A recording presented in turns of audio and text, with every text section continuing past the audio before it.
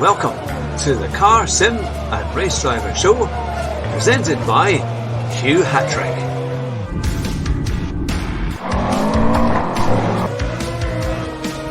Here at Bathurst in the Forest, my very special guest, Basic Ollie, Rascal, Rabbit, Josh Martin.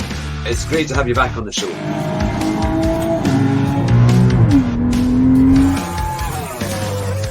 Drive fast and try not to crash. Hello and good evening, everyone, and welcome to the Car Sim and Race Driver Show. And today we have a very, very special guest. It is Callum McIntyre. Good evening, Callum. Evening, Hugh. Thank you so much for having me on. It's great to be here. Looking forward to it, yeah? Oh, it's fantastic to have you here as a guest. And of course, you've got lots of people might not know your contributions of what you do with sim racing. So we've got some very exciting announcements about what you do. So I'll get straight into it and get these questions going. And of course, everybody in the chat, remember, you can ask questions and you can put them in capitals and we can get things going. If you put it in capitals, it's easier for me to read the comments. So I can make sure that we get the questions for Callum. But the first question, as we always do for our wonderful guests here, is how did you get started in sim racing? Thank you, Hugh. Yeah, so I started, it was a while ago in GT Sport when I was at university. I did engineering at university, always been into motorsport and particularly the design and stuff that goes into it. So I got GT Sport because it was the most accessible thing. And I think we'd all seen Super GT videos and things like that. And played at a very low level. I wasn't very good and I found that really frustrating. And didn't really know where to go with that. I took a bit of a break while I was going through finals and things like that, exams and stuff. And then after uni, it's when COVID hit mid-March time. And lots of the engineering jobs were getting really tough to get into because a lot of them were being taken down and things like that. And I applied for a scriptwriter role at Driver 61. And I got that and started writing. And as part of that, I was in the office a lot with Scott. And Scott would have iracing on. And so we'd play a lot at lunchtimes, race each other. I would always lose. And it kind of escalated from there. And now sometimes I don't lose. So it's really good. Essentially, I got hooked on iRacing and that changed the game for me. It was racing with other people, making friends with people you never met, racing as part of endurance teams in 24-hour races, 12-hour races, whatever. That has meant that it upped the enjoyment level for me. And I kind of pushed really hard and started to gain some experience. And you gain some nous as you learn to drive and not get punted by people and learn some racecraft and that sort of thing. So it's kind of that, as well as listening to Scott's coaching. He's a very honest bloke. So whenever I was making rookie mistakes in the sim, I would hear about it straight away. So that meant I learned very quickly. Yeah. Because we watched some of Scott's videos, and I think was he driving a Caterham or maybe it was a Mazda, and it seemed incredibly, he has some great video of onboard shots of this, how lively these cars are when they race around tracks like Brands Hatch, and I suppose that he's done it for real. So it's great to have somebody like that can then teach you exactly what you need to know. And for me, before that, I'd played mainly Gran Turismo Sport, but then I played with Assetto Corsa, and obviously the physics are different. Everything feels different. The way you deal with the weight of the car, all of that stuff was different. And then I tried ACC, and that again was different. And so to me, it felt like I felt like I was learning to play a game. Whereas with iRacing, having Scott say this is actually really what it feels like, bar G-forces. Like the physics of the tire, all of that nerdy stuff. He's like, the car actually feels like this. And so having someone say that and then go, okay, I can drive this one quicker. It is in the back of your mind. Like, okay, this might be useful one day. I think we all want to drive on tracks at some point. That's kind of why we're here, isn't it? And so learning skills that are transferable, that again changed it, because I was like, oh, hang on, I can really focus here, learn from a pro racing driver, and those skills might be useful one day. That was really, really cool. That's an interesting thing you say about that, because not everybody kind of gives that that kind of confirmation of they would really like to race in real life. Or you want to transfer your skills. And I think for a lot of us, the sim racing has been a huge breakthrough, because it's allowed us to not only have fun, but to learn quite a bit through the racing and the games. And then when you go to a race day or a track day, it's amazing how much easier it feels. It just feels a bit more natural when you get on track. And so you sort of think, well, actually, this is worth it. It's beginning to start to pay. Start to make things. You see yourself improve quite quickly, which is good. I know. I went karting not long ago at Daytona. They've got like D-Max karts, so they're really quick, but they brake all at the rear axle, and so that's straight away. I was like, oh, it feels like an LMP2 in iRacing. I was like, okay, I'll drive it like that. And I took that driving style, and I was like, oh, hang on, this is actually working. It was really strange. But the only thing I didn't know was who was where on the track. And I didn't have a delta. I found that really tough. I'm used to staring at a delta when I'm driving. And it was amazing how I used so much of the sim racing that, okay, I'm overtaking a back marker. This is how I do that. I was doing all of that, but in a karting scene. And so that's really fun. But yes, sim racing definitely has other benefits that motorsport doesn't, with it being cheaper and talking to your friends and all that sort of stuff. But I think we all secretly want to drive on a track at one day, Absolutely. Oh, it's fantastic. Well, the chat is building up with lots of questions. So I'll quickly start with one or two that we've got so far. Now, Paul Stanford, a big shout out to Paul. He's got a fantastic kind of entertainment shop down in the Midlands. He'll correct me if I'm wrong, but you can give the details in the chat there. But his first question is, what's your favourite track to race? What's my favourite track? I have a couple of different answers. Really favorite track, if I were to have to pick one, it would probably be Imola. I've had some really good results at Imola, and it's really flowing. There's loads of history. I would pick it over a lot of the Grand Prix tracks, I think. But I also I have a soft spot for the Roval in iRacing. If you haven't played iRacing, you probably have never seen it, but it's like a it's an oval circuit with a road element in the middle, and it's got camber, it's got walls, it's got like bankings, it's got tight chicanes. Like, it's a real challenge. You have to be switched on, and I enjoy that. So I have to say, Imola, I mean, and obviously I was a big Senna fan, so watching that day back in 1994, it has a huge kind of historical kind of impact of it. But do you like its current configuration, or would you prefer the old Tamburello corner? To be honest, I've never raced the old corner. All the games I've played have had the current version. I need to find it. It's not on iRacing. I don't think it's on Gran Turismo, is it? No, I don't think any games have the old version. I think you can get some of the mods, I think, on Assetto Corsa. I think possibly there. But obviously, it's been a long time since they did it. I mean, that was 1995, I think, wasn't it, when they did it, when they changed it all. But it's quite a thing. And I mean, I know people who have gone there, and they said it's just an incredible history as you walk around the track. You kind of feel it come alive when you walk around these places. I think it's like Monza as well. Monza has that kind of feel to it. Yes, but, I went to Spa not long ago, and it was like that too. Stood at the bottom of Eau Rouge, like looking up at it. It was like, wow, yeah. No, that's fantastic. But now your brother Ewan is here with us, I believe, and he's surprised. He's saying, not the Montreal track. And he says, get out of here. But I like that too.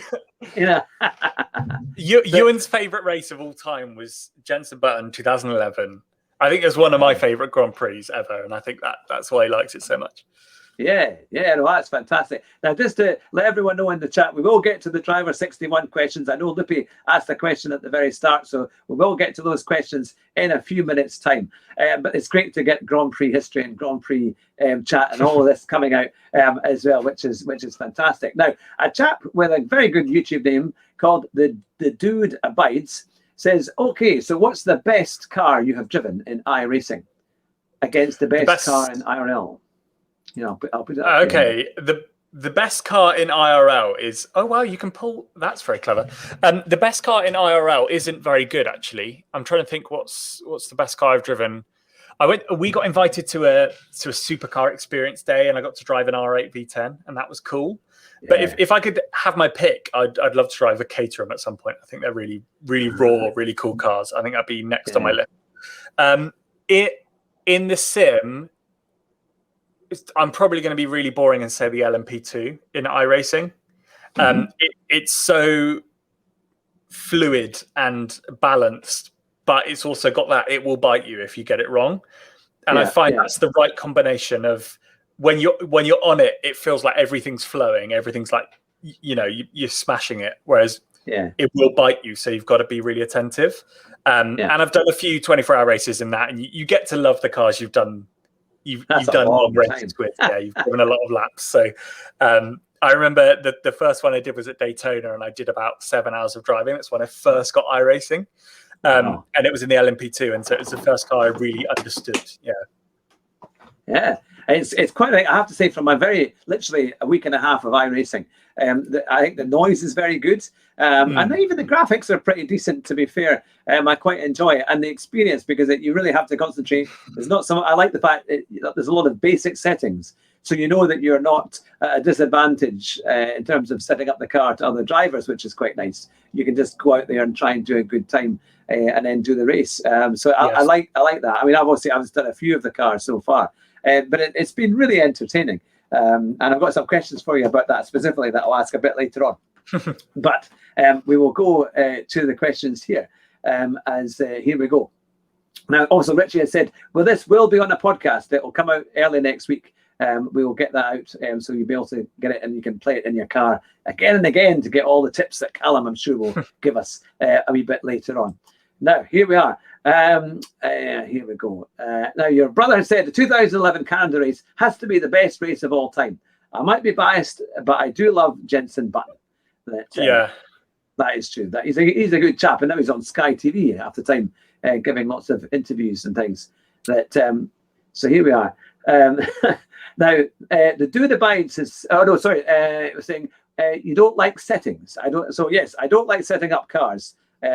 Only because I don't have the time to get all the. I need to buy the setups. I think that would be probably an easier way if there's a way of doing that. How do you find with a more complicated series setting up a car on iRacing? Is it quite straightforward? That's the next thing on my list. I think to improve from where I am now. I think the next thing needs to be playing with the car and making a setup for myself. But currently, I'm using VRS. You can pay for like one of these services, and they make setups for you. But they tend to be, some of them are more tuned towards the really great drivers who can control a thing that's an absolute weapon and wants to kill you. And some of them are slower and a little softer. And so I've gone somewhere in the middle with what I pick, but you kind of need to learn. You need to learn who makes what type of setup, and that's kind of another one of those barriers with iRacing. There are lots of fixed races, which is brilliant, but on the setup side of things, it does separate the really great drivers who understand it like a race car driver would, and those who don't. And some people see that as a good or a bad thing. I'm starting to see that more and more as a good thing. Because if you can get good at that, then you do have an advantage, and quite rightly so, because you've learned to set up a car well, and that's what would happen in real life. So I'm starting to jump over the fence on my decision on that. But I think that's it. Once you've had enough experience of racing in iRacing, and then you're ready to go and take it to the next level, and it is good. But I think it's wonderful that if you just want to do the fixed ones, you've got a decent variety of races to do, and you can. Yeah, sorry to interrupt there. What was really interesting is I've been with Scott a couple of racetracks, and he'll hop out after 5 laps, go, this needs changing, this needs changing, this needs changing. And that I was like, whoa, how can you know that? And then we did a few laps in a Caterham 620R, absolutely rapid Caterham. And I was in the passenger seat. And after a few laps, he got out and he said, I think it's too soft at the rear, needs tighter anti-roll bar, et cetera, et cetera. And I was like, I actually did pick up on those things. You start to sort of learn it and feel the car a little bit. But it's mega what they can pull out from just the feeling in the car and how they change it. And I need to learn to do that in the sim, definitely. Yeah. Oh, that's fantastic. I must imagine it must have been quite either phenomenal fun or quite terrifying racing around in a Caterham, at the same time. Because I mean, when I've seen Scott's videos, he absolutely flies, and those cars are really skittish as well, aren't they? So you're going to feel everything, every bump, and every bit as you go around a corner, and a whole lot. So it would be fantastic. Now, of course, we have got your YouTube channel in the description. So for everyone watching or listening, if you've not already subscribed to Callum's channel, then please do so. It's there in the description. And if you haven't already subscribed to our channel up here, it would be great to have you along in our community. Plus, we've got our Discord as well. And Callum, do you have a Discord? I don't. No, I'm very active on lots of the others, so Kirith's and Ollie's and those sorts of places. So yeah, I'm contributing to other people's at the moment. That's fine. So people can get in touch with you if they want to race with you or ask any other questions. Sometimes that happens. You might get somebody coming along saying, I can race with you or something like that. Now we'll go to Lippy Racing's question from a wee while ago. I said, what's it like working for Driver 61, and what kind of effect has that had on your sim racing? So the first question then, what's it like working? It's brilliant fun. It's intense. We work very hard. Scott is he thinks very fast. I have to work hard to keep up with him, and it's means it's intense, but it's good fun.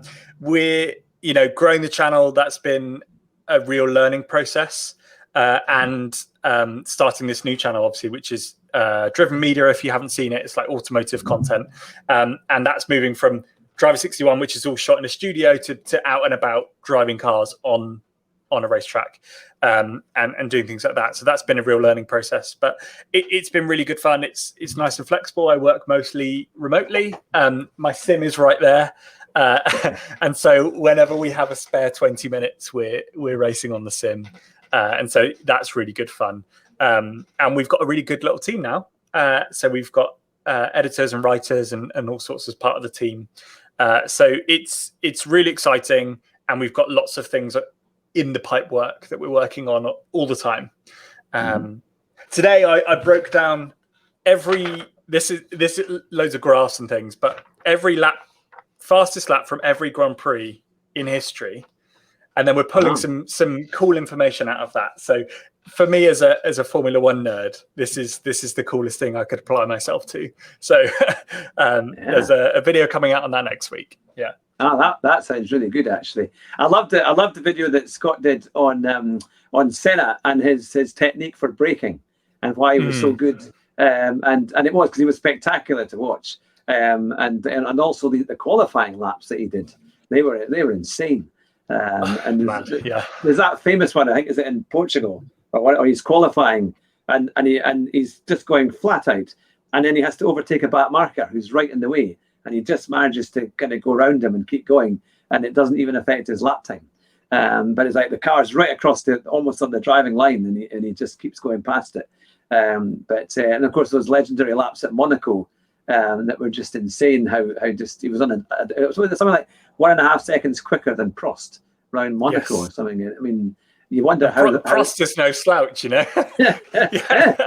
mean, it kind of incredible. But then, of course, that brilliant race with Senna and Mansell in '92 when they were split by next to nothing for the last few laps of that race. I remember Murray Walker went crazy as he was trying to commentate on that one. But let's get back to the questions. Here we are. Now, the Dude Abides has said, how technical can settings on iRacing get? And does it go as far as wheel balancing and shock setups? Wheel balancing, no. I think but a lot of the tire pressure stuff it kind of takes over from that. Tire pressures are really, really important. Shock settings, yes, you can play with all of that. You can go as far as you like. I know lots of people who tune their wheelbase and tune their pedals and do all of that sort of stuff to get the absolute maximum out of it.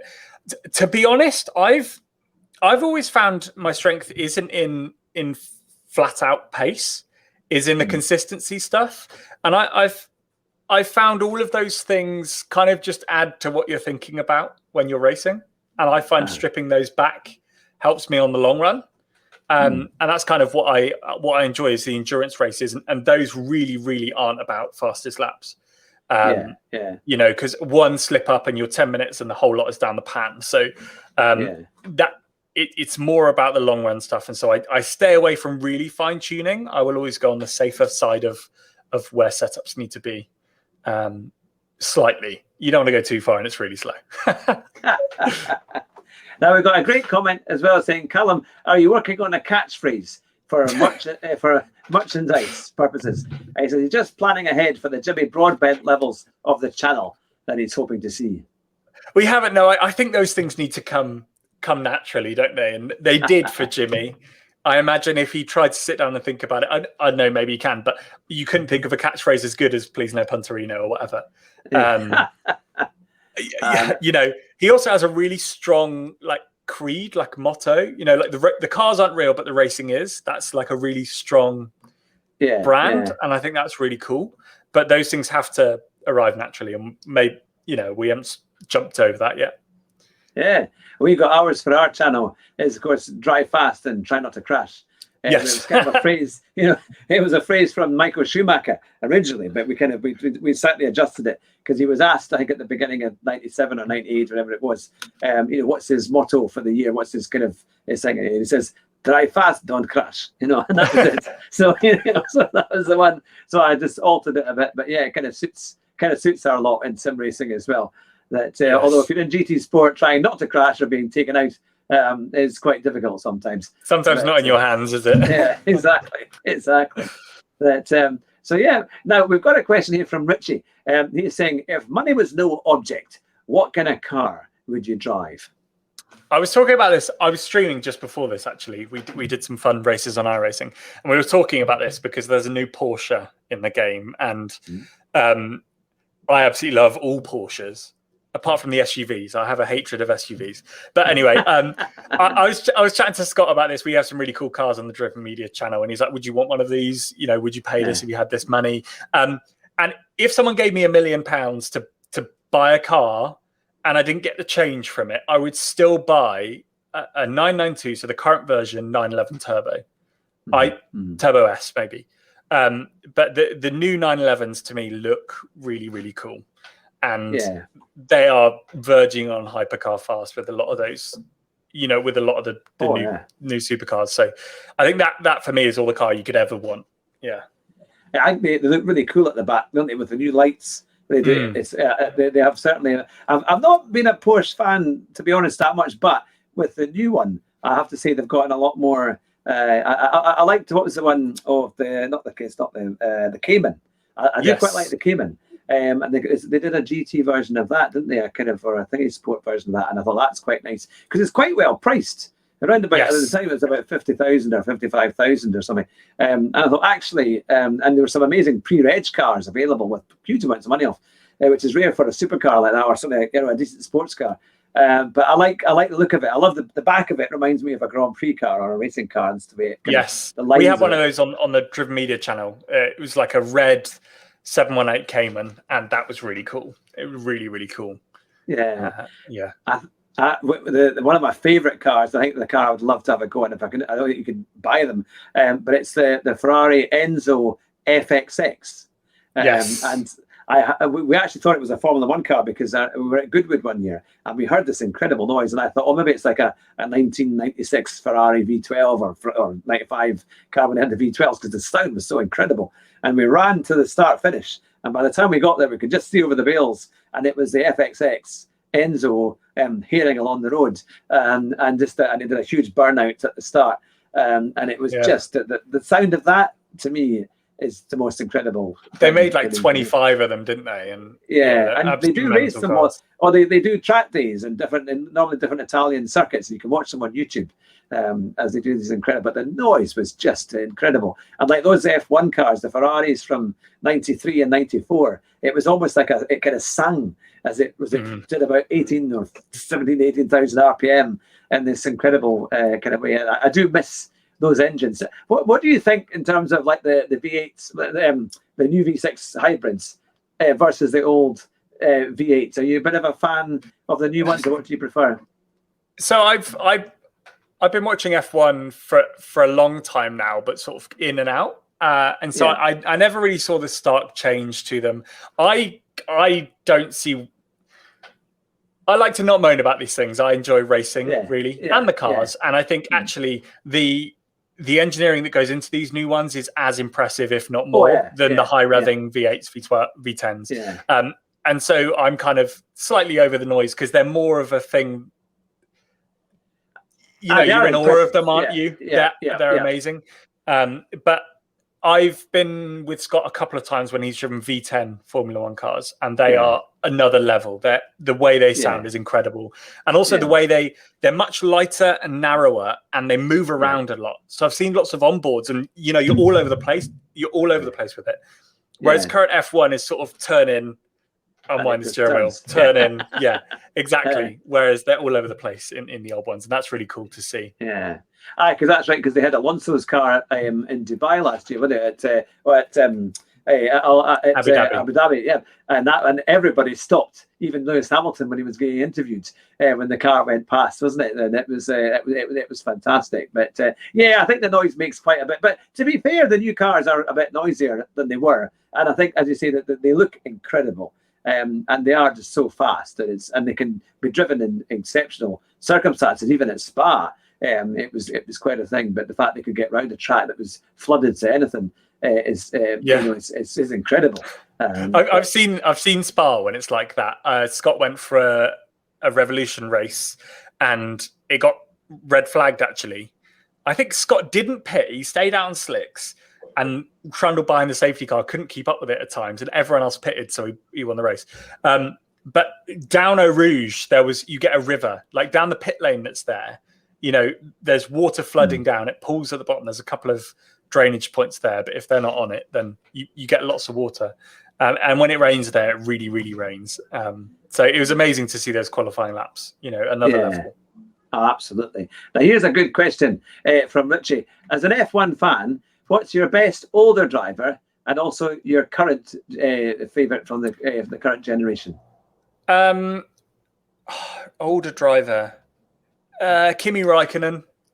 I watched lots of historic races of him in McLaren and things like that, and I just like his approach. You know, he's there for the racing and nothing else, and that's really cool. Current, I'm going to sound like a hype, on the hype train now, but George Russell, I've liked him for a long time. I think he's a really cool guy, and he's done F1 right. Lando has too. But I just like George. I think he's cool, and he's been fighting for a team down the back, and I think it's right where he is now. Yeah, I saw a really good interview with him yesterday, and he was almost in tears when he was saying just how much finishing second meant to him when he was in this interview, because it's 3.5 years of very hard work at Williams, and you could really tell that he meant it, because he's obviously been through a really hard time, and he's outperformed the car by a long way on many occasions. And I think that shows a sign of a really good driver when they're able to really level up and get the car to do things that they weren't anywhere near expecting. But I think it shows he's 100% into the job, and he's obviously won previous categories as well. So it was great to see him get up there. I think it's going to be brilliant that he's Lewis's teammate next year. I think he's really going to push Lewis a lot, and it was so unfortunate that he didn't win when he had that chance last year. Because he was so close that everything went wrong that could have gone wrong. None of it really being his fault. I mean, he schooled Bottas, didn't he? Like, he was quicker in every level. Well, he wasn't in quali, but that's kind of understandable. That's the fine margins. But long stint pace, he was quicker, and then he overtook him the way he did. And you could see there was something right there. Yeah. It's great for Britain too that we keep producing good racing drivers. It keeps the British fans happy, and the Silverstone crowds full to the brim, isn't it? When you go and watch a Grand Prix from there. But there we go. Now, what's been quite funny is that Jerry NCF1 has said it's scary that Callum says that Kimi is historic, because Jerry must be a little bit older, just like the. Apologies. And the Dudabai says Graham Hill was an epic legend. And Lando Norris is my prediction for 2023 world champion. I think it's going to be interesting if McLaren can get faster. They're still a wee bit away though at the moment, I think, but they might potentially get a bit faster. I know he's quick on iRacing. So yes, that's true. Yeah, I do like him. I think he's a lot of fun. which is good. Now we've got a question here. If you could race any era, what would you choose? For example, comparing 1970s Monaco to modern, which is more exciting? Any era of Formula One, or any era of racing. Like, if I could pick any era of racing, it would be the 917 era at Le Mans. I think that's mental. Those guys were mental. Formula One, probably somewhere in the 90s. I know those cars are just awesome. Yeah. I'm not sure where. Probably if I could plot myself in Schumacher's Benetton, around there, I think that would be really cool. But so would racing now. Those machines are mental. But yeah, the one Grand Prix I've seen live was Senna winning at Donington in 1993. Really, you picked a good one. Oh, I was 18, my 18th birthday, just a few weeks before it, and it was just the most incredible experience because it was wet and dry and all the build up.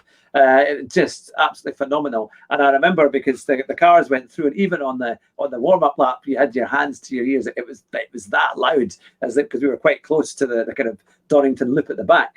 And then when they got into the grid, you just heard the revs rise, and then it just dropped because at that point it was just red and green, and off they went.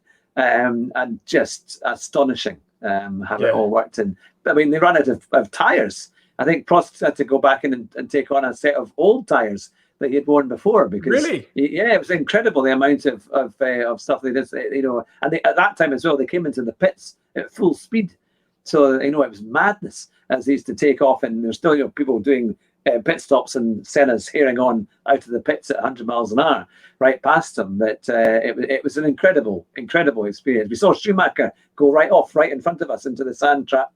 And we saw Senna emerge on the first lap ahead of Prost coming out of the second last hairpin, kind of coming up over the hill before they go into the last corner. And I mean, he was second by the time he went past us. And when he was at the first corner, he was seventh. And we heard all this, on the radio as they go around, and you just think, my goodness, what's happened? And he just drove away. But at that time as well, you had traction control, and you could see them every time they changed gear. The move, it would go like that. You'd feel that you could see everything that was going on, and it was just the most astonishing performance. But yeah, that was the one. Have you been to a few Grand Prix? I haven't. No, I've been to not actually that much racing. When we were at Spa, we saw WEC, the 6 hours of Spa 2020, and that was really cool. Again, those Porsches were mental. They sounded insane. And the Toyotas as well, the way they were just like shoom, and they were really quiet and absolutely flying by. But no, I haven't been to see Formula One yet. I need to at some point. And I definitely want to go see Le Mans and Nürburgring 24 next year. That's on my list for next year. Is driving up to go and see those. But yeah. Yeah. Oh, it's great. Now here's a good question for you. From the Dude Abides. It says, am I the only one when doing a sim race that you have an internal monologue of Murray Walker?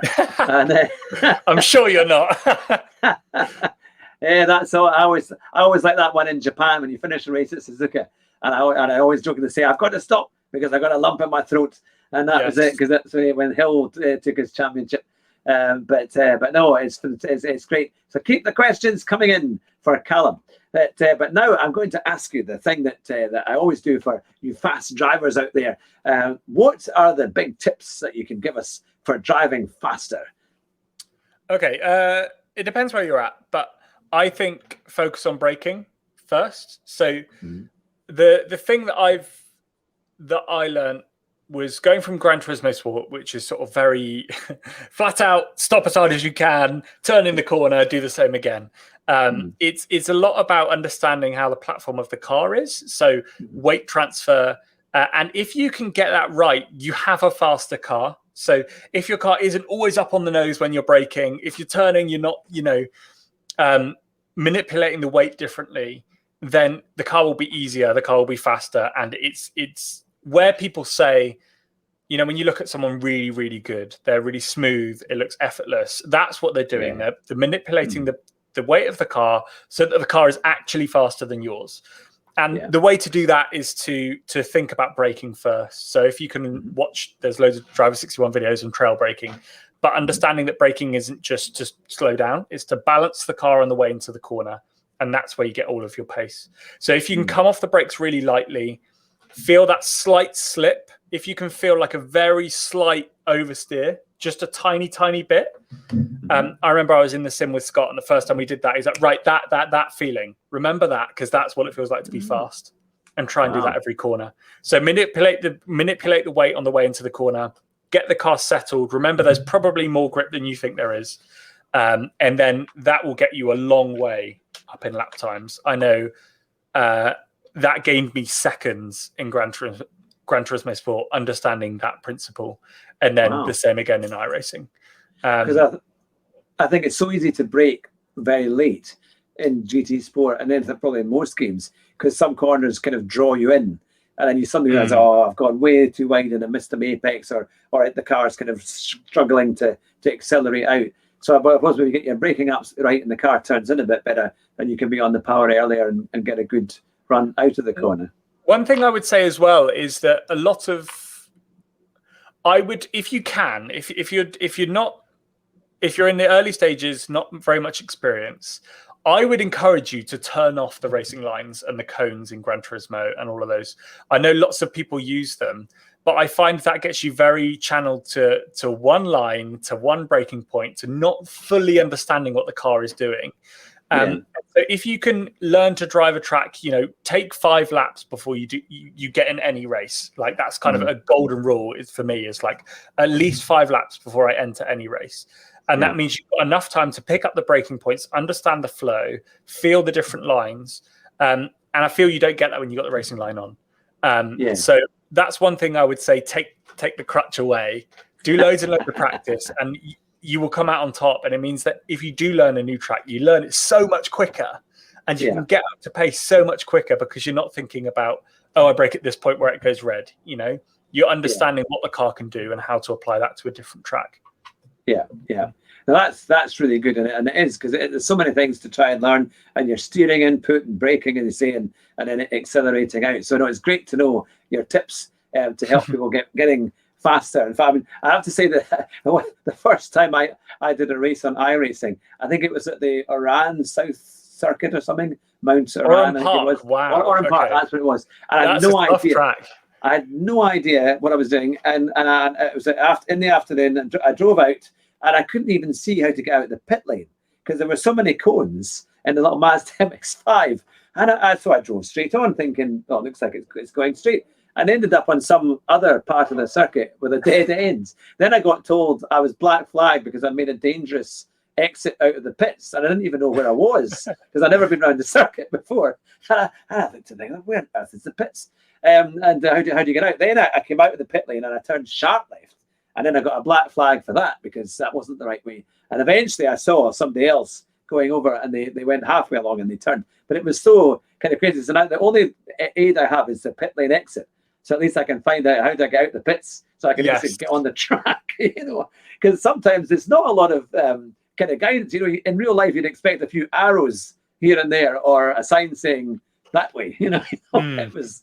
So what's been your biggest ever kind of like new mistake from a beginner's mistake on iRacing? There's been several times I've got in cars and I can't string 2 corners together without spinning. Those are probably the ones that happens a lot when you jump in a new car as a beginner. And like, particularly you were saying earlier, but before we went live, about the Indy car, that thing is an absolute weapon. And trying to control that is so much power. And on cold tires, it has 0 grip, less than a road car. Like you controlling something that's got 700 horsepower with no grip. So there's been lots of those moments. That Dallara kind of racing car was quite strange, because when you got up to like 4th, 5th, and 6th, it almost seemed like the gear ratios were identical, because it didn't seem to. They hardly give you that. You were probably on an oval setup, so 5th and 6th in an oval. 6th is for quali when the engine's turned up, and when you're in the slip. And 5th is like 800 revs different. It's not very much, and that's where you get max power when you're on your own. That was most likely why. But it's all these little things you've got to learn with iRacing. You know, they don't help you very much. Yeah, they give you nothing at all. Yeah. No, it was hilarious. Eventually, I got it. I thought, how on earth do I do it? So I actually made it through qualifying and was able to get actually out onto the circuit and do a few laps. But no, there's some. It's absolutely great fun. And Loopy Racing has said that Oran Park is his local track in iRacing. Australia. Yeah. And it's a car park now. It's not there anymore. They got rid of it. Did they? Yeah, real shame because it's a cool track. It's really cool. Yeah, because I wasn't sure. I mean, because I'm so new to iRacing, do they have tracks that are kind of made up, or is it all tracks that are kind of real? So it's they're all real. Laser scanned real tracks. Yeah, that's pretty good going. That now we've also got a question here, another good one about immersion rigs. Here we are from the Dude Abide. I'll put this one up here. I've seen a hydraulic mounted sim setup recently at a friend's place. It's going a bit far in my view, but would you guys ever want to go for that immersion level? I was very lucky to go on a sim at Cranfield University, Cranfield Simulation they're called. And that is, if you imagine you plucked the safety cell out of a Formula One car and mounted that on yaw and hydraulic rigs. They've also got some mad stuff where the seat around you and the belts and things like that all have inflatable bags in. All right, yeah. And then a full 180-degree thing. And that was absolutely ridiculous because you were driving through Spa.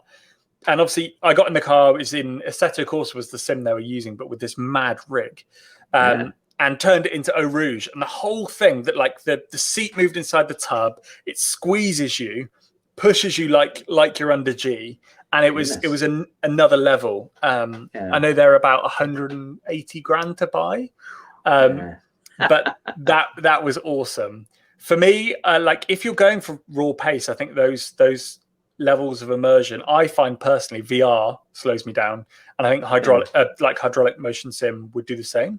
So static sim, single screen, and that's kind of where I think it's at for normal sim racing. And that means, you know, if you've got a TV and a cheap wheel, you're at the same level.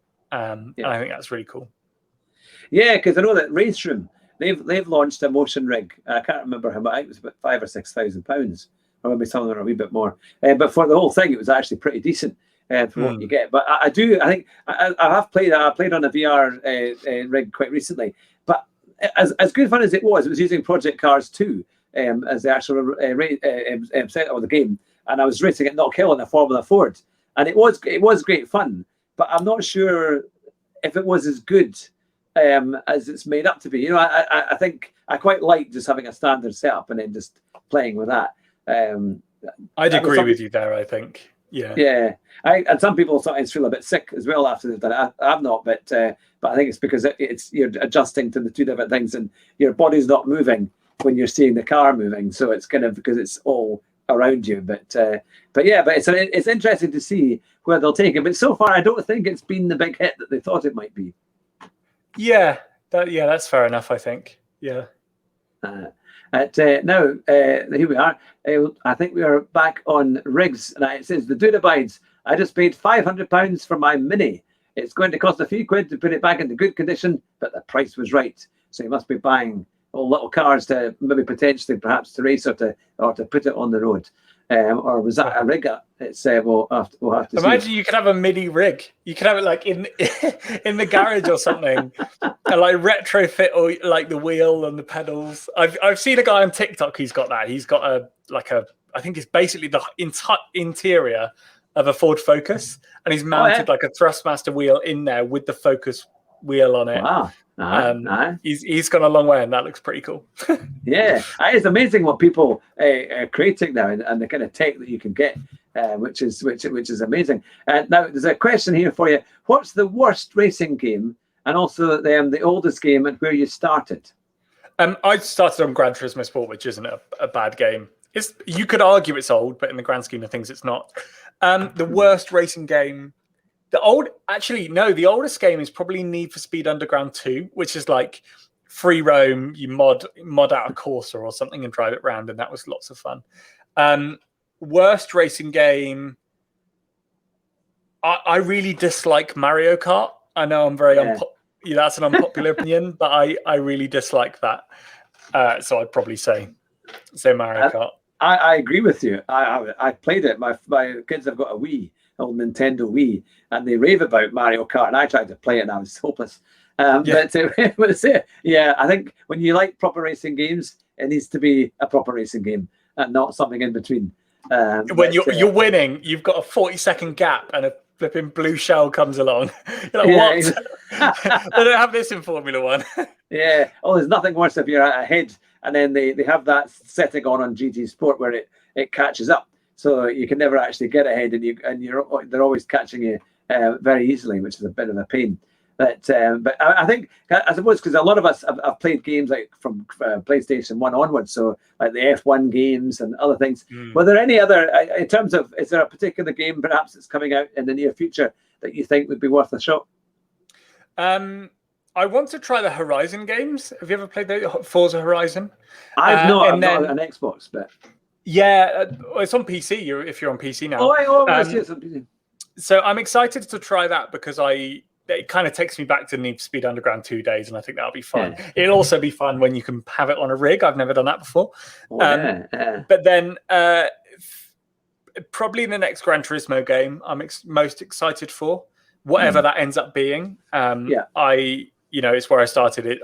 It's loads of fun. It's the easiest way to get into racing, and it's the only platform I think now that you can sit down and join a race and there'll be good racing like immediately.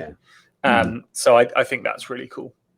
No, it is. I think that for also, I think I have a lot of the old tracks back in GT7, so that should be quite good fun. Yes, it'll be interesting to see, and plus the new cars, more racing, and yeah, it's going to be. I mean, they've got such a huge scope of what they can do, so hopefully you're never going to please everybody, but I'm sure it will get to a point if they can please enough. I mean, I think it will probably do record sales because people have been in anticipation for it for so long.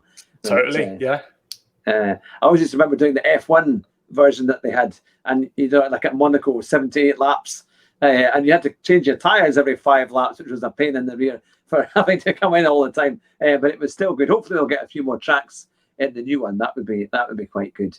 But I'll quickly go and look at the questions here for you. Let's see. Somebody's put one of their favourite games was a game called Pole Position, and that's showing his age. That's from Rumar. That was an old one.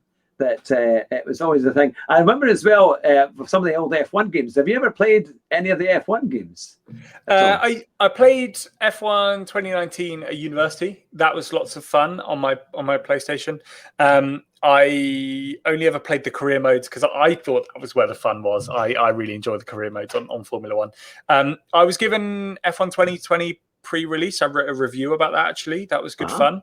And then I haven't got 2021. I got so suckered into iRacing. I find that it could absorb so many hours that I don't tend to play with much at the moment. Especially like with racing with Basic Ollie and Kirith and whatever. Particularly with Basic Ollie, in the 24 hours, he's got such a good team that I need to put hours in the week to be on par. Like 10, 15, 20 hours of practice before a 24-hour race to be on pace. And so it hoovers up time. Absolutely. Now, in terms of your channel, where would you like to see it grow, and what would you like to what's your kind of plans for the channel? That's a really interesting question, Hugh. I really don't know. For me, the channel is, obviously I spend my entire day planning content and doing thumbnails and writing scripts and doing all this YouTube stuff, like looking at really nerdy analytics, all of that stuff all day, that I could do that on my channel, but I don't want to. And so that's kind of why I'm settling for, I'm not going to mess around with thumbnails too much. And I'm just going to stream when I feel like it and upload when I have a fun race.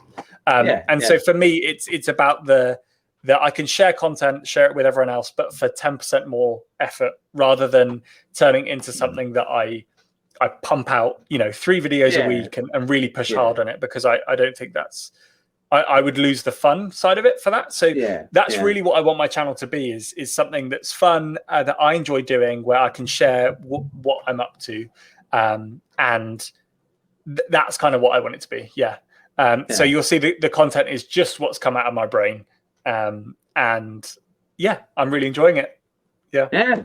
Fantastic. Well, as we're nearly on, we're on 50 minutes there into the show, and I'll look at some of the closing questions. But from Pagan Ants, he says, what development do you hope will happen in sim racing? What development? Proper wet models. Like, no one, people would argue, ACC fans would argue they've done it. I would disagree. Proper wet racing, with dynamic rain, with proper wet lines, with spray modeled correctly, all of that sort of stuff. Imagine you doing a 24-hour race and in the middle of the night it rains and you've got to adapt really quickly. That sort of stuff would be really cool. But for me, it's a great spot right now. And I would like to see the multi-class and the team endurance events come to something that isn't iRacing, because that's where the fun is for me, is sharing it with friends, being part of a team, spending the week talking about setups and playing with liveries and teaching each other racing lines and finding where you're quicker than someone else and sharing that. All of that sort of team aspect is where the fun is for me in sim racing. So I would like to see that to come to Gran Turismo Sport or Formula One or something like that. And I think that's where the enjoyment, really increases. So and what's your next 24-hour charity race? You can plug as much as you like on this show. I actually don't know, because we're in the middle of we're between seasons in iRacing. So I'll definitely do a Daytona, which is November. That's a while away. But other than that, I'd like to do a lot of the 6-hour and the 2.4-hour races, which are coming up. So I know there's 2.4 hours of Le Mans soon, and there's a couple of fun tracks like Hockenheim for 6 hours, which I think will be really fun. But I need to talk to Kirith and people about that and see what's going on. We'll have to have a quick word with Kirith and Ollie, because it'd be great to have them back on the show as well. I know we had them at Christmas time with Rory, which was great fun, and also we had Ollie on before that when he was just only on about 2,000 subscribers at the time, and now his channel has rocketed off in the last year, which has always been great fun. But so I was going to say in closing, what kind of message would you like to say to the community that's been following you so far? What would you like to say to them? What would I like to say to the community? I don't know. That's a really tough question, Hugh. That's a really tough one to end it. Got you on that one.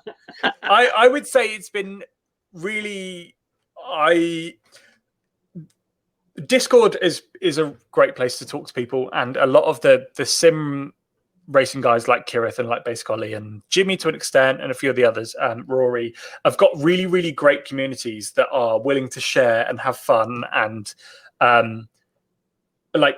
really join together, that I've never seen in a way like in sim racing. I've never experienced that in any other games or aside from sort of local clubs. I've never seen it like that. And so that's been really encouraging. And I would say keep doing that. It's why I'm quite active in a lot of those places. And I think if you're looking to get into sim racing or aren't enjoying it, I would say connect up with one of these communities, because that would change. It's definitely the way to do it, is surrounded by the people that enjoy what you do. Because I find with sim racing, I don't know many people in real life from around where I live that do this, but on the internet, there's everyone there. So. No, it's fantastic. That's fantastic. Now, the dude at Pines has said, Hugh, I almost stumped him. That was the first Callum stuck for words. And I always said it's supposed to be an easy interview. We don't leave big gaps here in this show. But no, it's been fantastic fun. But so now, just to let everyone know who's watching just now, next week we've got the Key 25. That's right. Kieran is going to be on the show. And on the 23rd, we have Matt Foster. And on the 30th, we have Zavicic all the way from Slovenia. So that should be great fun. And on the 7th of October, we've got Dave Cam. And then after that, we'll have some more exciting guests. What a lineup. Yes, it's been a big lineup. And we're hoping to get Rory on again as well, and a few others, and hopefully Super GT. And I've been trying to get on to Jimmy. I've got through to his secretary, and they keep saying, yeah, I'll come back to me. But hopefully we'll get Jimmy on, because that would be great fun. I've never interviewed him before, but watched a lot of his shows, so it should be good. But we wish you all the best for your channel, and for your racing and sim racing. You're a lovely guy, and it's great to see your enthusiasm for sim racing, and you're in a unique position there with Driver 61 to get all that kind of key insight on how to be the best racing driver and sim racer, which is fantastic. I'm doing my best to share it. So no, it's brilliant. It's absolutely brilliant. So please stay on the line just now. And but to everybody watching, thank you very much for your support tonight in the chat, and for watching or listening on the podcast. As I say, it'll be out in a few days' time as well. But you'll be watching the Car, Sim and Race Driver Show with our crazy motto. It is drive fast and try not to crash. And if you do, you might just win the race at the first corner. Take care, everyone, and we'll see you next time. Bye just now.